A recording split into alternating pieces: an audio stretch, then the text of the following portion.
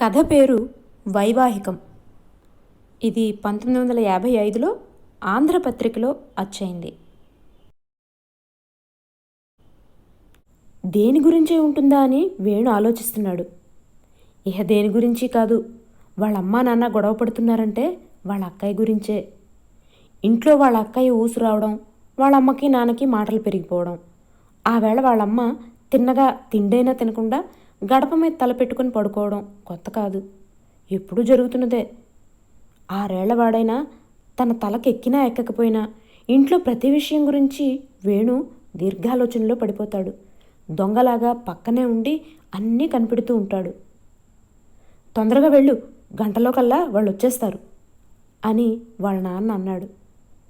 కానీయండి, అదృష్టం కలిసొచ్చే రోజు వచ్చిందేమో, ఇప్పుడు ఎవరింటికి పడిపోవడం అన్నది వాళ్ళమ్మ.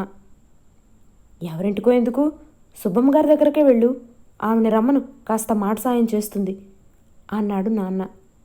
సరేనని వాళ్ళమ్మ లేచింది. సుబ్బమ్మ గారు అని అనడంతో వేణుకంతా బాధపడిపోయింది. అది మొదటిసారి కాదు, 10వ సారో 15వ సారో సుబ్బమ్మ గారింటికి వెళ్ళడం, శుభ్రమైన చీర, బంగారపు గొలుసు ఎరుగు తేవడం, అక్కయ్యకి సింగారించడం, పెళ్లి కొడుకుని వెంట పెట్టుకుని పెళ్లివారు రావడం, అక్కయ్యని చూసి వెళ్ళడం. ఇది అంతే అవుతుంది అనుకున్నాడు వేణు. వచ్చిన ఒక్క సంబంధము కుదరలేదు. ఇది కూడా కుదరదని వేణు అభిప్రాయం. వాళ్ళక్కకి పెళ్ళవడం వాడికి ఇష్టం లేదు. పెళ్ళైపోతే ఏమవుతుందో వాడికి తెలుసును. వాళ్ళ ఎదురింటి వారి అమ్మాయికి పెళ్ళయింది. పెళ్లి వాళ్ళంతా వెళ్ళారు. పెళ్లి కూతుర్ని చేసిన దగ్గర నుండి విడిదిలో గృహప్రవేశం అయిన దాకా అన్ని తంతులు చూశాడు. పెళ్లి కాగానే ఆ పిల్ల మొగుడితో కాపురానికి వాళ్ళ ఊరు వెళ్ళిపోయింది. బోలెడన్ని రోజులైనా తిరిగి రాలేదు. అక్కయ్యకి పెళ్ళైనా అంతే అవుతుంది. పెళ్ళే అయిందా, అక్కయ్యని గద్దలాగా తన్నుకుని పెళ్ళికొడుకు తీసుకుపోతాడు. అక్కయ్య వెళ్ళిపోతే ఎలాగా? పాఠాలు ఎవరు చెప్తారు, లెక్కలు ఎవరు చెప్తారు? అక్కయ్యని విడిచి వాడొక్క నిమిషం ఉండలేడు. ఎవరింటికి వెళ్ళినా వెంట తీసుకువెళ్తుంది. ఎవరి అబ్బాయి అని ఎవరైనా అడిగితే మా తమ్ముడండి అని ఎంతో అభిమానంతో చెప్తుంది. వాళ్ళక్కయ్య చాలా పెద్ద చదువు చదువుకుంది. మగ కుర్రాళ్ళంతా 4 ఏళ్లు చదివినా స్కూల్ ఫైనల్ పాస్ అవ్వలేకుండా ఉంటే వెళ్ళడం మొదటి సంవత్సరం పాస్ అయిందిట. వాళ్ళ వీధిబడిలో మాస్టర్ల కన్నా వాళ్ళ అక్కయ్యకి అన్ని సంగతులు బాగా తెలుసు. ఎలాంటి ప్రశ్న అడిగినా తడుముకోకుండా వెంటనే చెప్పేస్తుంది. అక్కయ్యకి మళ్ళా పెళ్లివారు వస్తున్నారన్నమాట. ఇదివరకు వచ్చి వెళ్ళిన పెళ్లి కొడుకులందరినీ జ్ఞాపకం తెచ్చుకోవడానికి ప్రయత్నం చేశాడు. 7-8 మొహాల కన్నా ఎక్కువ జ్ఞాపకం వచ్చాయి కావు. మొట్టమొదటిసారి వచ్చిన పెళ్లి కొడుకు మాత్రం బాగా కళ్ళకు కట్టాడు. వాడికి నల్ల కళ్ళజోడుంది. సావిట్లో పెళ్లి కొడుకు అంతా కూర్చున్నాక అక్కయ్యని తీసుకెళ్లారు. అక్కయ్య బాగుందో బాగులేదో చూసుకోవడానికి వాళ్ళంతా వచ్చారట. అక్కయ్య అంత బాగుంటుంది కదా, బుద్ధి తక్కువ వాళ్ళు ఎందుకో చూసుకోవడం అని వాడు చాలాసార్లు అనుకున్నాడు. ఆ వేళ అక్కయ్య మామూలుగా లేదు. రోజు చూస్తున్న తన కళ్ళకే ఆశ్చర్యం వేసింది. సుబ్బమ్మ గారి దగ్గర నుంచి ఎరువు తెచ్చిన కనకాంబరం జరీ చీర కట్టుకుంది. సవరం పెట్టి వాల్జడల్లారు. మెళ్ళో బంగారపు గొలుసు వేశారు. అక్కయ్య ఆ వేళ కథల్లో రాజకుమార్తెలాగా ఉంది కానీ అక్కయ్యలా లేనేలేదు. వేణుకి ఆ కళ్ళజోడు పెళ్ళికొడుకు నచ్చలేదు. వాళ్ళక్క ఎంత తెల్లగా ఉందో వాడంత నల్లగా ఉన్నాడు. పెళ్లి కూతురు ఏం చదువుకుందని ఒకరు అడిగారు. స్కూల్ ఫైనల్ పాస్ అయిందని వాళ్ళ నాన్న చెప్పాడు. అక్కయ్య ఏం చదువుకుంటే వాళ్ళకెందుకో అనుకున్నాడు. తనకి చెప్పినట్లు పెళ్లి కొడుక్కి కూడా పాఠాలు చెప్పాలా అనుకున్నాడు. అక్కయ్య చేత 4 పాటలు పాడించి పెళ్లివారు వెళ్ళిపోయారు. పెళ్లి కొడుకు ఎలాగున్నాడు అని వాళ్ళ నాన్న అడిగాడు. అందం కొరుక్కు తింటావా ఏమిటి, నాకు నచ్చాడు. వాళ్ళు ఒప్పుకొని ఈ సంబంధం కుదిరితే మన పిల్ల జాతకం మంచిదన్నమాటే. వాళ్ళు అంటే ఎగిరి గంతేసి పసుపు కుంకుమ ఇచ్చేయండి అంది వాళ్ళమ్మ. వేణుగుండె గజగజలాడింది. అక్కయ్యకు పెళ్ళైపోయినట్టే అనిపించింది. ఆ పిల్లాడికి చక్కటి పిల్ల కావాలట. అక్కయ్య చక్కగా ఉంది. చదువుకున్న పిల్ల కావాలట. అక్కయ్య చదువుకుంది. పాడే పిల్ల కావాలట. అక్కయ్య పాడుతుంది. కట్నంతో వచ్చే పిల్ల కావాలట. నాన్న ఎలాగా పెళ్ళికి అప్పు చేస్తానంటున్నాడు. ఇక పెళ్ళవడానికి ఏం అభ్యంతరం లేదు. పిల్లకి పిల్లవాడు నచ్చక్కర్లేదేమిటి అని తారాజువ్వలాగా లేచింది వాళ్ళక్క. ఎవరైనా వింటే నవ్విపోతారు, నోరు మూసుకొనుండు అన్నది వాళ్ళమ్మ. నేనే ఆ పెదవి చచ్చినోడు చేసుకోను అన్నది అక్క. ఇక దానికేం చెప్పుకుంటారో మీరే చెప్పుకోండి, చదివించారు కదూ చదువు, ఇది చదువు అన్నది వాళ్ళమ్మ. నిలువున నీరైపోయి నిర్ఘాంతపోయాడు వాళ్ళ నాన్న. ఏడుస్తూ అవతలకెళ్ళిపోయి కూర్చుంది వాళ్ళక్క. నెమ్మదిగా దానికి నచ్చ చెప్తానులే అన్నాడు వాళ్ళ నాన్న. 4-5 రోజులయ్యాక పెళ్లివారి దగ్గరికి వెళ్ళి వాళ్ళ నాన్న తిరిగి వచ్చాడు. వాళ్ళ నాన్న మొహం చూడగానే, కుదరలేదు కదూ, మీ మొహమే చెప్తున్నది, ఆ అమ్మాయి మొహానికి అంత అదృష్టం కూడానా, వాళ్ళు 5 అంకె మీద ఉన్నారు అంటూ నాన్న చతికిల్లా పడిపోయాడు. శని విరగడైపోయింది అన్నది అక్క. వాళ్ళు 5 అంకె మీద ఉన్నారంటే అర్థం ఏమిటో వేణుకి బోధపడలేదు. అక్కయ్యను ఒకసారి అడిగితే కసిరింది. తాపరం ఏమైనా వాళ్ళు 5 అంకె మీద ఉన్నారంటే పెళ్ళి కాదన్నమాట అనుకున్నాడు. సుబ్బమ్మ గారింటికి వెళ్ళి సుబ్బమ్మ గారితో సహా వాళ్ళమ్మ వచ్చింది. ఇద్దరూ కూర్చుని అక్కయ్యకి వేషం వేస్తున్నారు. వాళ్ళు ఆడుకుంటున్న మాటలు, వాళ్ళు పడుతున్న పాటలు వేణుకి కొత్త కాదు. ఏ పెళ్లి కొడుకు వచ్చినా వాళ్ళు అనుకుంటున్న మాటలు ఒకలాగే ఉంటున్నాయి. మళ్ళా పెళ్లి కొడుకు వస్తాడు, పెళ్లి కొడుకు వెళ్తాడు, అక్కయ్య పెళ్లి మాత్రం కాదు అనుకున్నాడు వేణు. వెనకొచ్చిన మరో పెళ్లివారి గురించి వేణుకి జ్ఞాపకం వచ్చింది. ఆ పెళ్లివారిని వాళ్ళమ్మ, నాన్న, సుబ్బమ్మ గారు, చుట్టుపక్కలనున్న ఇళ్ల వాళ్ళందరూ చెడామడా తిట్టుకున్నారు. ఆ పెళ్లివారంటే వేణుకు కూడా పట్టలేని కోపం వచ్చింది. ఆ పెళ్లి కొడుకు కానీ కనపడితే వెనక నుంచి రాయిచ్చుకొని నెత్తి బద్దలయ్యేటట్టు కొడదామని వేణు అనుకున్నాడు. ఆ పెళ్లి కొడుకు వచ్చి చూసి వెళ్ళాడు. ఆ తర్వాత వాళ్ళ ఆడవాళ్ళు వచ్చి చూసి వెళ్ళారు. ఆ ఆడవాళ్ళు అన్నారట, అక్కయ్యకి సంసారి వాటం లేదుట, సానిపాపలాగుందిట. ఇంత చదువుకున్న కోడలు, ఇంత సానిపాపలాగున్న కోడలు నాకెందుకు బాబు అందుట ఆవిడెవత్తో. అది మొగుడికి వండి పెడుతుందా, నాకు చేసి పెడుతుందా అందుట. ఆవిడ మాటలన్నీ సుబ్బమ్మగారి దగ్గరే అందుట. వేణుకు కూడా అందరితో పాటు కోపం వచ్చింది. వాళ్ళ అక్కయ్యకి వేషం లేనే లేదు. పెళ్లి కొడుకు వచ్చినాడే ఎరువు సొమ్ములు బట్టలు తెచ్చి వేషం వేయిస్తున్నారు. ఇంటి దగ్గర అక్కయ్య ఎప్పుడూ అలుగుడ్డలే కట్టుకుంటుంది.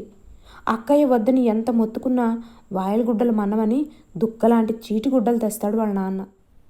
అవి కొత్తగా కట్టుకున్న నాడు పువ్వులతో మెలమెల్లాడతాయి. చాకలాడికి వేసి వేయడం, ఆ రంగులన్నీ అలుక్కుపోయి కళ్ళకల గుడ్డలైపోతాయి. అక్క ఎప్పుడూ ఆ చీటి గుడ్డలే కట్టుకుంటుంది. అక్కయ్య పనిపాటు చేయలేదుట. వాళ్ళ మొహం వాళ్ళకేమీ తెలీదు.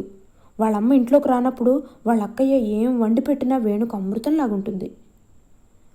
అక్కయ్యకి మళ్ళా పెళ్లివారు వస్తున్నారట. వస్తారు, వెళ్తారు, పెళ్ళి మాత్రం కాదు అనుకున్నాడు వేణు. వాళ్ళ నాన్న వీధిలో నిల్చుని ఎదురు చూస్తున్నాడు. వస్తే రాని అనుకున్నాడు వేణు. ఆ పెళ్లి కొడుకు ఎక్కడ లేని పెళ్లి కూతురుని చూస్తూ ఎవతీ నచ్చక తిరుగుతున్నాడుట. ఎలాగైతేనేమి అక్కయ్యని చూడ్డానికి కూడా వచ్చాడు. ఆ పెళ్లి కొడుకుని చూడగానే మరేం పర్వాలేదు అనుకున్నాడు వేణు. వాడికన్నా మొట్టమొదటి వచ్చిన కళ్ళజోడబ్బాయే బాగున్నాడు. వీడు కూడా నలుపే, దానికి తోడు మొహం నిండా గంటలు కూడా ఉన్నాయి. ఈ వెధవ చచ్చినోడిని వాళ్ళ అక్కయ్య ఎలాగా ఒప్పుకోదు అనుకున్నాడు. పెళ్ళికొడుకు వెళ్ళిపోయిన తర్వాత పెళ్ళికొడుకు నచ్చాడా అని అడిగాడు వాళ్ళ నాన్న. నా మాటకే దాన్ని అడగండి అంది వాళ్ళమ్మ. నేను వాడిని చూడలేదు అన్నది వాళ్ళ అక్కయ్య. పచ్చి అబద్ధం ఆడింది. అది బుర్రంచుకుని కూర్చోనే లేదు. పెళ్ళికొడుకుని 1,00,000 సార్లు చూసింది.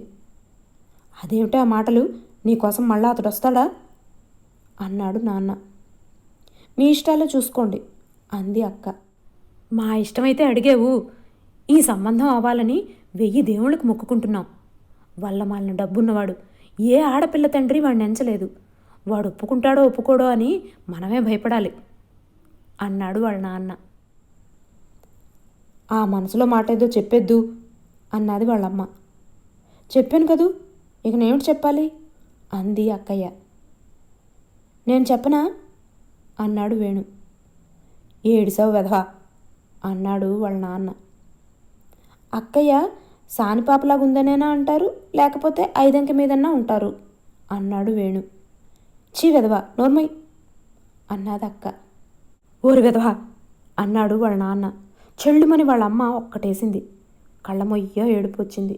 గొంతుకెత్తి ఏడవడానికి సిద్ధంగా ఉన్నాడు. దడీమని వీధి తలుపు తోసుకుని వాళ్ళ మేనమామ వచ్చాడు. పండాకాయ అని ఆతృతతో అడిగింది వాళ్ళమ్మ. వాళ్ళ మావయ్య పెద్ద గొంతుకుతో ప్రారంభించాడు. పెళ్ళికొడుక్కి పిల్ల నచ్చింది. మనం ఇవ్వగలిగిన కట్నం లాంఛనాల మాట ఎత్తేసరికి అది మీ సంతోషమే అనేశారు. ఇన్నాళ్ళకి మన అమ్మాయికి కళ్యాణ రేఖ బయటపడ్డాది. ఒక్కటే నీకు ఇబ్బంది, వాళ్ళు మాఘమాసం దాకా ఉండరట. ఈ శ్రావణంలోనే పెళ్ళైపోవాలట. అది మాత్రం ఖండితంగా చెప్పారు. మనం తోగగలిగినా తోగలేకపోయినా శ్రావణంలోనే చేసి తీరాలి. నిజంగానే అని మహా ఆతృతతో ప్రశ్నించాడు వాళ్ళ నాన్న. నిజంగా హాస్యం ఆడతానా బావా అన్నాడు మావయ్య. మా చల్లని మాట చెప్పావు నాయనా. అల్లుడింట్లో కాలు పెడతాడా అని 1000 తపస్సులు చేస్తున్నాను అంది వాళ్ళమ్మ. పెళ్లి సంబంధం కుదిర్చినట్టే కొంచెం అప్పు కూడా నువ్వే కుదర్చాలి బావా అన్నాడు నాన్న. సమయం రావాలి కానీ అన్నీ వాటంతటవే కుదురుతాయి, మరేమీ బెంగ పెట్టుకోకు అన్నాడు మావయ్య. పెళ్లి కుదరడం వాళ్ళందరికీ సంతోషంగా ఉంది. వాళ్ళ అక్కయ్య కూడా సంతోషంగానే కనపడ్డాది. అక్కయ్య ఒప్పుకుంటుందని వాడు ఎప్పుడూ అనుకోలేదు. వాడు అనుకున్నదంతా తలక్రిందులైపోయింది. ఆ మర్నాడు వాడితో వాళ్ళ అక్కయ్య సరదాగా మాట్లాడుతోంది. పెళ్లి కాదని వాడు అన్నందుకు మళ్ళా ఎవరూ వాడిని సతాయించలేదు. అక్కయ్య కూడా మామూలుగానే అభిమానంగా ఉన్నది. వాడికి మాత్రం బెంగగా ఉంది. పెళ్ళి త్వరగా కూడా చేసేస్తారట. అక్కయ్య, నేను ఒక్కడిని ఎలా ఉండడం అని అడిగాడు వేణు. ఒక్కడు ఉండడమేమిట్రా అన్నది అక్కయ్య. నువ్వు అత్తారింటికి వెళ్ళిపోవు అన్నాడు వేణు. ఓరి వెధవా, నిన్ను కూడా నాతో తీసుకెళ్తానులే అన్నది అక్కయ్య. ఆ మాట అనగానే వేణు తలలో భారమంతా తగ్గి తేలికైపోయింది. నిజంగానే కదక్కయ్య అన్నాడు వేణు. నిజంగానేరా అన్నది వాళ్ళక్కయ్య. ఇంకొక ధర్మ సందేహం వాడిని పీడిస్తున్నది. 5 అంకె మీద ఉన్నారంటే ఏమిటని అడిగితే అక్కయ్య చెప్పిందే కాదు. వాడికి అడగాలనే ఉంది కానీ అడగడం మానేశాడు. ఆ వెధవ చచ్చినాన్ని చేసుకోనని ఆ మొదటిసారిగా వచ్చిన పెళ్లి కొడుకుని కొట్టిపారేసింది. మరి ఈ గంట్ల మొహం వాడిని ఎందుకు ఒప్పుకుంది? ఒప్పుకుంది. శ్రావణ మాసంలో మంచి ముహూర్తం పెట్టడమూ అయింది. పెళ్ళి కాదని వాడు నిర్ణయించుకుంటే పెళ్ళి అయిపోతున్నది. శ్రావణ మాసము వచ్చేసింది. పెళ్ళి దగ్గర పడుతున్న కొద్దీ అమ్మ కన్నా నాన్న మరీ దిగాలు పడిపోతున్నాడు. అమ్ముదామంటే కొనేవాడు లేడు, అప్పిచ్చేవాడు అసలే లేడు. పెళ్ళికి కావలసిన విశ్వ ప్రయత్నం అవుతున్నది. పెళ్లి పనులు చేయటానికి అత్తయ్య పిల్లలు కూడా వచ్చేశారు. బూడిద గుమ్మడికాయలకి వాడి చేతే గంట్లు పెట్టించి ఒడియాలు పెట్టారు. రాత్రి 12 దాకా అప్పడాలు ఒత్తేస్తున్నారు. ఒకనాడు మావయ్య నాన్న పెళ్లివారి ఊరు బయలుదేరారు. ఆ వేళ వేణు సంతోషానికి మేరలేదు. మాఘమాసంలో తప్ప శ్రావణంలో పెళ్లి చేయడం మా తరం కాదని చెప్పడానికే వెళ్ళారు. కొనేవాడు లేడు, అప్పిచ్చేవాడు అసలే లేడు.